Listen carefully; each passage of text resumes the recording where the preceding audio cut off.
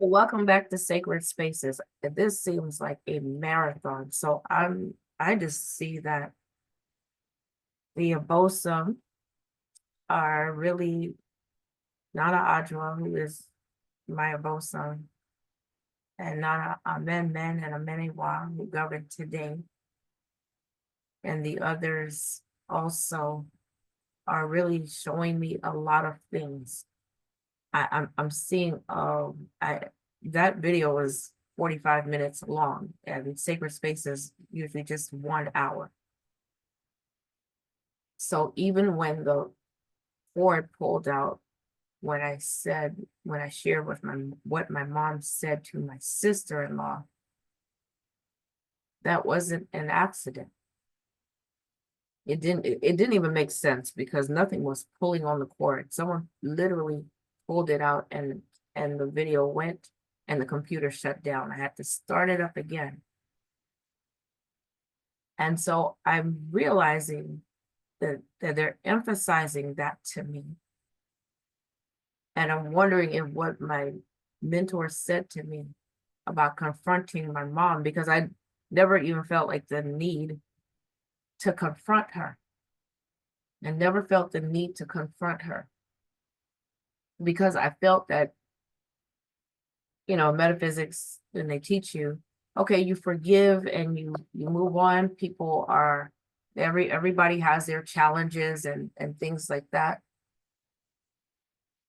And yet, as I am paralleling, making a parallel between my life and the situation that we feel that we are in as a people, there does come a time where confrontation is necessary, because do we just accept do we accept the evil? We're not confronting to confront. We're not confronting to just confront. When there's a situation, we're given the instruction in the moment, because it's a moment by moment communication, like I'm communicating with you right now. And I'll give you an example. King and I we were driving home one day, and there are these squeegee kids. We adopted them like our kids, and we saw police out there with them. We're like, okay, what's going on? Because there's a bunch of white police. We stopped, and even before we got across the street, I was already speaking. Is in my prayer language.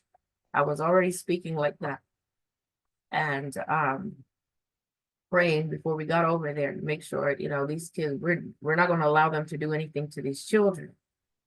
And we went there. There was It was mainly white cops. I think it was one black cop. And we're standing there. They're talking to the kids. The kids are talking about some guy that jumped out and tried to hit. I don't know if he hit the kid or he did something. He knocked the kid. He knocked the little kid down because he put a heart on his window with the soap. He was going to clean the windows. I guess the guy didn't want his window cleaned, and he jumped out to hit the kid or knock him down or something. And so the kid threw something at his car. There was some kind of altercation. But while we're there, here comes this. Now it's about 8 policemen already out there. Everybody's standing around talking. And here comes this young white guy, drives up, speeds up, screeched to a halt, jumps out, runs up there, all in a huff and puff. And I remember King saying, officer, this was around COVID time. Because he was like way too hyped. And people had masks on and stuff. He didn't have a mask on, running up into the kid's face. He doesn't even know what's going on. All those cops there, he runs up there like he's taking charge. And King, diverted his attention. Like, officer, you talking, but there's COVID. Can you pull up your mask, please? Because he had it, but he didn't have it on. And we're standing there and we're making sure that he is not, nothing happened. Nothing happened. So there are times when our presence will literally stop something from popping off, because he's the type of person that you would hear about on the news. And then they would have a story, a lie about the kids. So there's some things that absolutely have to be confronted. But we have to be in our right mind in order to confront it, so that we're not creating more chaos. You understand? And that's what coming home to ourselves, to our true identity. Baba Kwesi Ranahem Pata Akkad, who has brought forth so much knowledge and information about the culture. And it just proof positive that the Abosom, the Orisha, are real. He didn't grow up in Afro-Kaya. He grew up in Chicago. But they led him through his own blood circles and through marriage back to our traditions. Took him back to ancient Kemet. Showed him all of these things that I'm talking to you about. Showed it to him cosmologically, meaning the movements in the heavens, in the stars, the planets, right? Showed it to him on the walls of ancient Kemet, cosmologically. Showed it to him, showed those same patterns happening out there, showed it within our bodies, so physically, showed it to him within the language, literally the same pattern within the language, showed it to him within nature, within the animals, right? And then showed him how that language is a root language in ancient Kemet, is a root language for all the languages, all of our languages on the continent. And then showed him how wherever our people went, this is how we worshiped. That's in North America, South America, Central America. And proved on all of those, took him to the different places, to the information, to show him on all of those levels that the information that they brought through way back then is the same information that they're giving to our people today. Our people here communicating with the same Abosom, same Orisha, same Vodou. They call it different names, but they showed him in real time how we never stopped connecting with them. So reincarnation, the reason we honor our ancestors and ancestresses so much is because we know that we come back. We know that we come into the world for a purpose given to us by Amenet and Amen. And we know we go back to the ancestral realm. And we know that we also know that if we lived according to divine law and adhere to the culture, we also know there's a class of us that will get elevated to the Nananome in Samantha, our spiritually cultivated ancestors and ancestresses. And so we have names for them in the different cultures. In Akan, we call them Nananome in Samantha. They're also known as Fubito in another culture. I'm trying to think of the other name in Yoruba. I can't think of it. I can't think of it right now, but in all of our cultures, we have these names, so it shows the reality. It shows the reality. We may have a different type of relationship. Akan have a different type of relationship with the Abosom than the Yoruba do, because even the clans, right? And like I said, they serve as different organs in the body. But when they describe the Orisha, the Vodou, the Abosom, the description is exactly the same. You know who you're talking about. You have a name, first, middle, and last. And maybe most people you know call you by your first name. Your family may call you by your middle name. Some may call you by your last name. But if people describe you, they will describe the same person. They will know who they're talking about because you're one person. So reincarnation undergirds our religion. It gives life to our religion because we understand we come into the community to serve a particular function, to carry out a particular function in the community.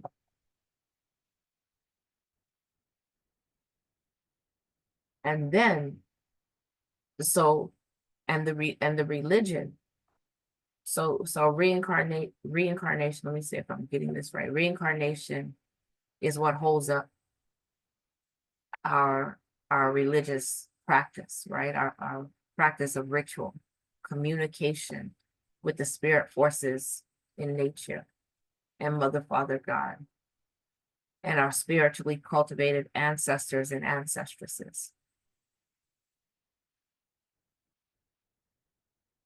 That's reincarnation. And so this is, so our communication is a spirit communication. We communicate through spirit possession. That's legal possession when you're possessed by the spirit forces that maintain order, divine order in creation. They come through to bring you a message. They come through to bring the community a message, or the spiritually cultivated ones that come through. So spirit communication and spirit possession is a foundation of ancestral religion. And so this is how we say it animates the culture, because now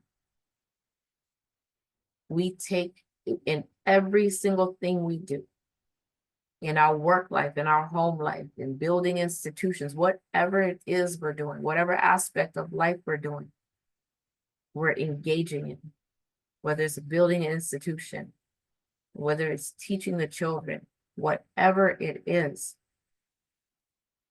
that culture animates the civilization because that culture is rooted in the ancestral jurisdiction. So the information that we get from the Nanonome in Samanto, the information that we get from the Abosom is how we begin to operate. It's not here. We go to church and we go to school, we go to work, it's all different. Schizophrenic. There's no order. I'll give you an example. Project Home is a nonprofit.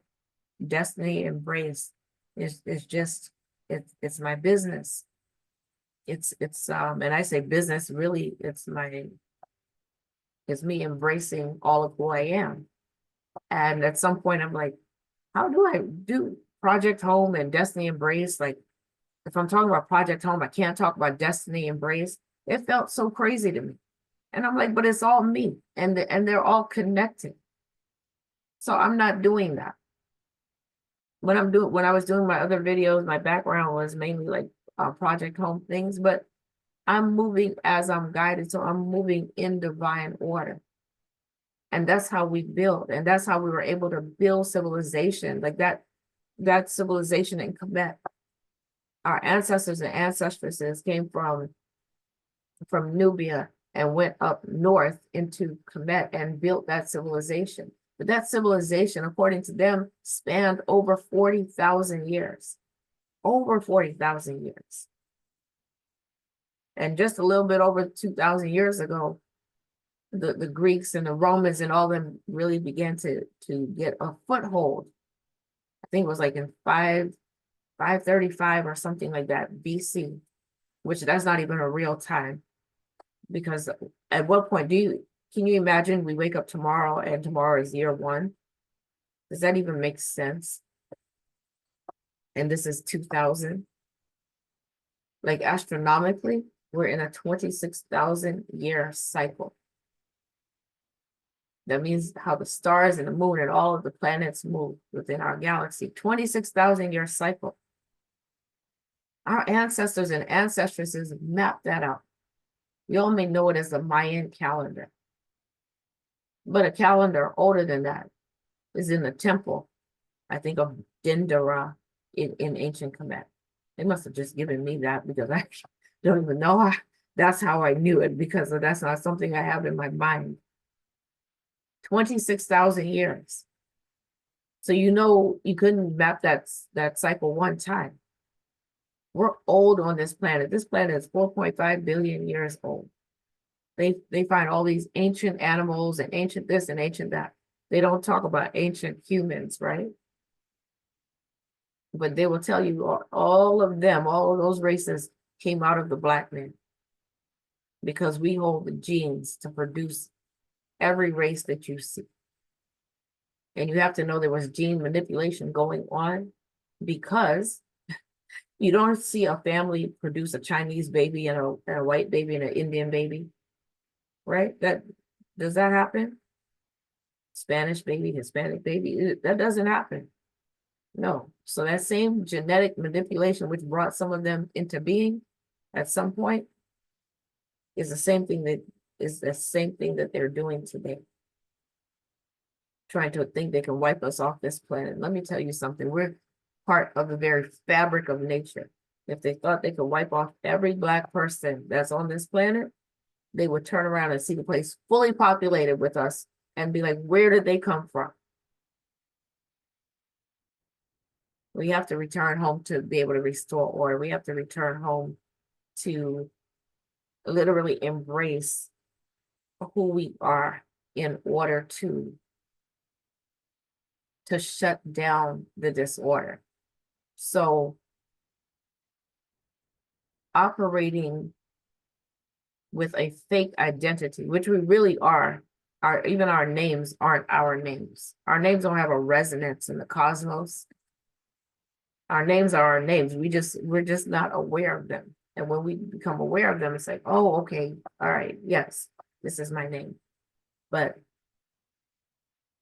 there's some things that we can see that need to be done, and we're trying to do it, but we haven't yet recovered enough of ourself to be able to carry that out. Like a soldier who maybe has been injured in their legs, they know the way out. They know the way to safety, but they can't take themselves there, even though they can see and they can explain it very well. They can't take themselves there because their legs aren't functioning. So returning home, think about it, when people are homeless, all their resources are gone. They begin to age, they get very tired. They don't have resources. But when they have a hotel room or a space where they can be without having to worry, they can breathe again. They can function again. They can think. They can rest, and they can get up and they can plan. Okay, this is what I'm going to do. This is how I'm going to do it, and they can carry it out.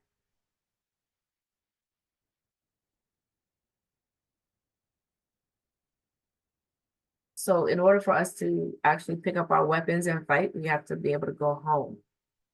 And the truth is that a lot of it we won't have to fight. They are fighting every single day, all day, every single day, trying to devise ways to remove us from the planet, because they know that all we have to do is utter some sounds and rain will respond. Thunder will respond. The earth can shift.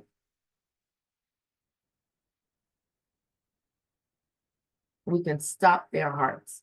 But our people don't have to be dying unnecessarily by these people who don't even operate within our power. They use our power against us, but we haven't realized it, because they were very good with removing who we were. So understand that we may even be afraid of our own power. When I started out talking about the seeming inability to get a job, a proper regular paying job, and all of that, I remember as I was going through those videos, I remember not wanting to be like my mom because I admired her. I wanted to be like her. I saw her fight everybody to find God. And then I saw things operate for her at a different level. But one day I actually did a week-long webcast, and I invited a lady from, I think she was from South Carolina, to join. She was well, I thought she was a coach. She was actually like a pastor, a prophetess, something. And when she was talking to me, she said, how come every time you mention your mom, and I don't know in what capacity I mentioned my mom, it wasn't like anything like this. She said, how come every time you mention your mom, I can't breathe? And I was like, oh my gosh. And right after that, she said, okay, so I see the Nanonome are giving, this is sacred spaces, so they're giving this to me. All right. So right after she said that, she said, God is telling me, I haven't taught you how to fight this battle. So she said, I should stop talking now because there are people who walk this earth that if you begin to speak about them, they will turn their attention on you in a negative way. And that's all I'm going to say about that. That's what she told me. So I said, does that mean you don't want to work with me? And she said, oh, no, you're fine. You're fine. And so, yeah, the Nanonome, I see that they're bringing it forth from the ancestral realm. Because I had no intention of saying anything about my mother, here or having this conversation. But this is what's coming up, because back then when I learned what she was doing and who when it really hit me who she was, I didn't want to be like her. And I remember how angry she would get and how she would beat us and spank us or whatever, when we were little. I didn't want to be like that. So I disconnected myself from, like, I disowned my power. When you think about anger, rage, that's your power. Now, how you wield it and how you use it, right? It can be destructive or it can be helpful. The destructive is the repelling, the hate. So we are supposed to use that as our ancestors and our ancestresses used it. We are supposed to hate our enemy. We're not supposed to love our enemy. Only our enemy would tell us, love us, because what we have done is that we have what we thought is love our enemy. And in South Carolina, talking about South Carolina, that white boy walked in there and the enemy was in their midst, and Jesus, God, nobody, Holy Spirit, nobody said anything to them, right? The white God, the white Jesus, even if it's a black God, black Jesus, nobody warned the pastor or any of those members. And I know they felt something because white boys his age didn't come in there like that with a big bag, sit there for a whole hour, wait till they're about to pray. And they're so happy. I know black people would be happy that somebody else is here, when, tell them about Jesus, welcome them, whatever. But he was taking them, ushering them into the other world, and left one to tell the story. More than one survived, but left one to tell the story. You're not supposed to love your enemy as yourself. Only your enemy will tell you that.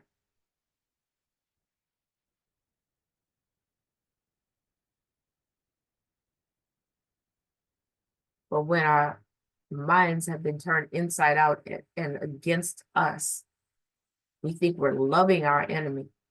And in loving our enemy, it means we have to diminish ourselves. In order for me to love you, I shouldn't have to diminish myself to love you. I can love you as you are. I can love me. And that complementary, that should be a complementary thing that should enhance both of our lives. But if we don't know who we are, we can't do that with the understanding that we have of ourselves.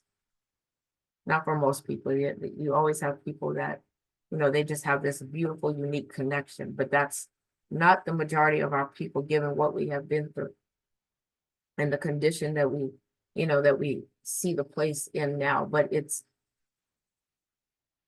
I disconnected from my power.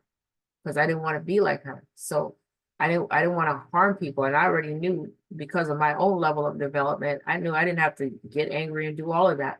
I can put my attention on somebody in a negative way, and they could be harmed. So just like metaphysics taught me about unconditional love and whatever, it taught me about that as well.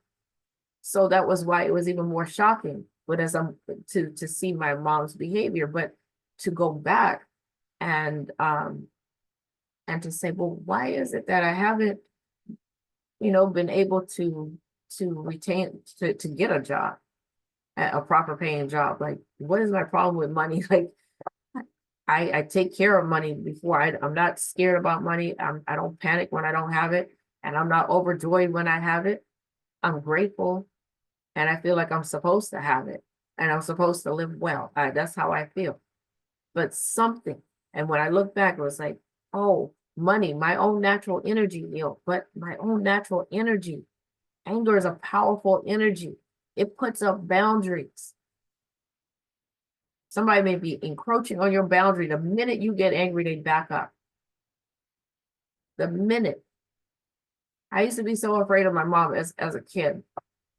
As an adult with my own kids, I used to just acquiesce to everything that she told me.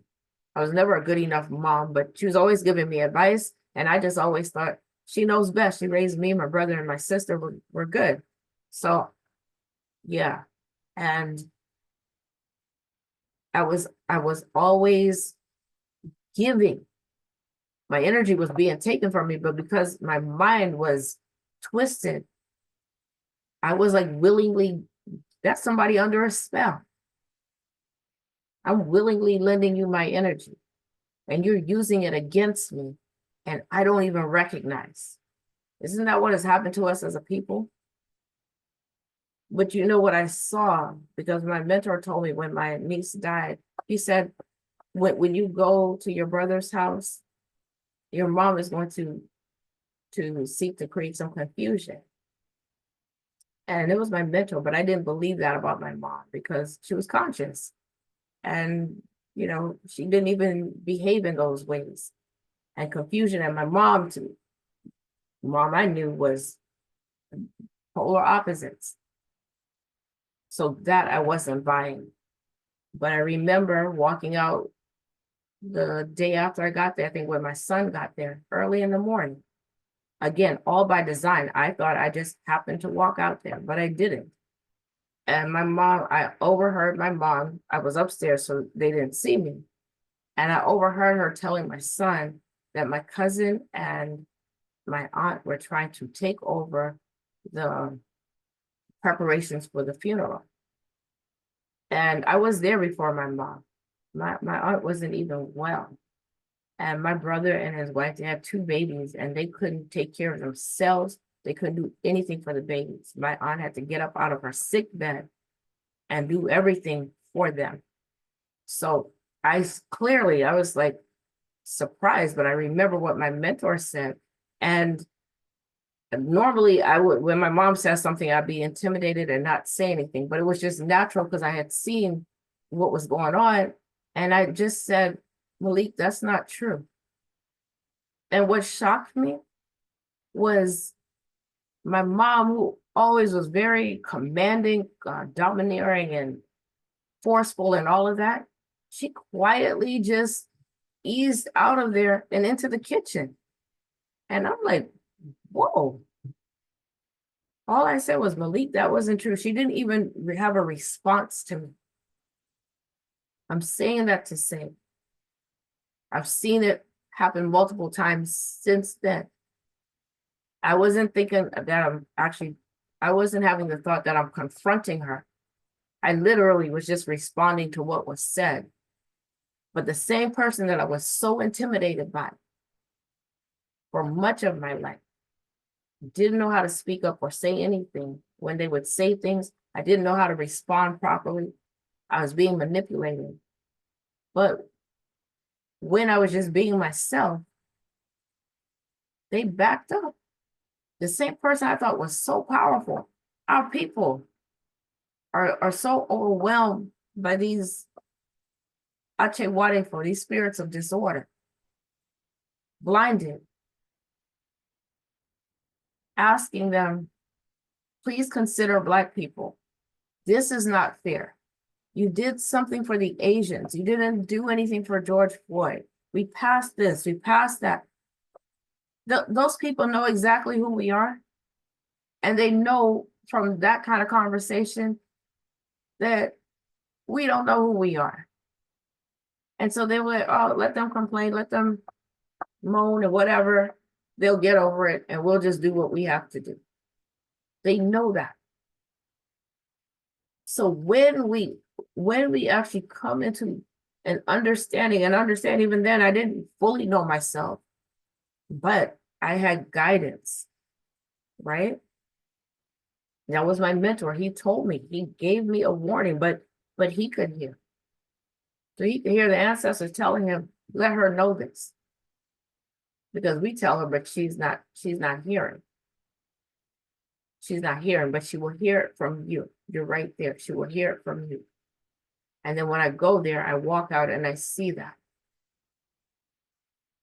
So know that if you're in a situation where you're so intimidated by people think if they have some more money than you, or you're not working, they can threaten you. Oh, you have to go if you don't have this and you don't have that. And they know you're in a vulnerable position, and they may have been in that themselves, but they'll be like holding that over you. Refuse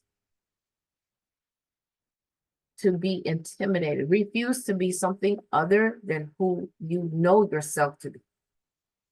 Because we don't completely know ourselves yet. We're rebuilding. Refuse to be alive. And this is not intellectual. It comes from going to the altar. It comes from being in communication with your nanonome, with your bosom. So you start with your bosom. You start with creating an altar with your bosom. So you begin to get familiar with their voice. Because what's going to happen, you already know their voice. They've been speaking to you, probably call the voice God. But you also have been answering to other voices, thinking it's all the same, and it's not.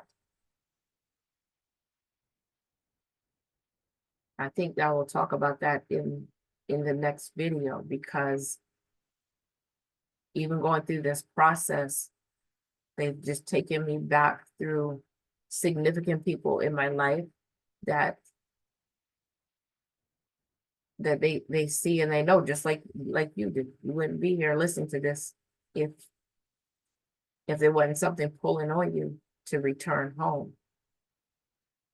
And they were just showing me